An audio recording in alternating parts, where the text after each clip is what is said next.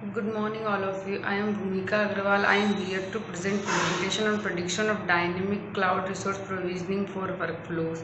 Cloud is the on-demand availability of computer resource system, especially data storage and computing power.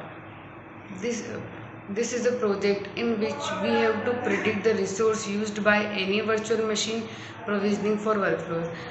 The project is affected by many factors including CPU cores, CPU capacity, CPU usage, memory management, memory capacity, and network throughput. We have created a model which predicts a good accuracy score. We used MLP classifier, Banking classifier, and random forest classifier. My name is Keswadurga Prasad, and here we are using the dataset provided by the GWA. There are many features like timestamp, CPU usage percentage, CPU core, and memory provision. Coming to timestamp, it is a sequence of characters or encoded information identifying when an event is occurred, usually the date and the time of the day. And CPU core is the CPU's processor. And coming to CPU usage is the term used to describe how the processor is working. And coming to memory provision is nothing but the how much resources you are granted to your VMs. In our dataset, this is calculated using the megahertz. And coming to memory provision is nothing but the resources that we provide to VM related to virtual memory.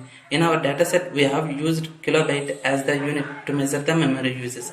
And disk throughput is the measurement of how fast storage is read or write data. And network throughput refers to how much data can be transformed from source to destination within a given time frame. And the structural data and the network columns are the dependent variables. Rest of all other columns are independent variables. So in this project, we have tried different models for predicting the cloud resources. The model are as follows.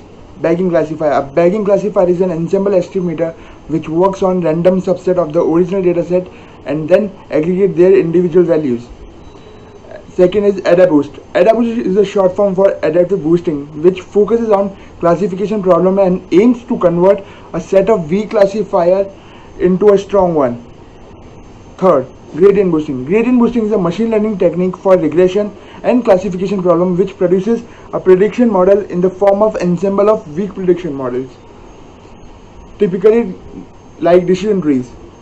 Fourth, random forest. Random forests are an ensemble learning method for classification, regression, and other tasks in which multiple decision trees are used at training time and output will be in the form of mean and mode of the decision trees. Fourth, MLP classifier. MLP classifier stands for Multilayer Perceptron classifier. Unlike other classification algorithms such as SVM, known as support vector machine, and naive-Bayes theorem, MLP relies on underlying neural network to perform the task of classification. Okay, so today I am going to explain about the model and the results we have got from. So first we have imported some basic libraries like NumPy, which is used for mathematical calculation, Pandas, which is used for dataset reading, and matplotlib for implementing the graph. So first we have imported the dataset into a model and divided into dependent and independent variable. Next we have divided the dependent and independent variable into training set and test set using the model selection method.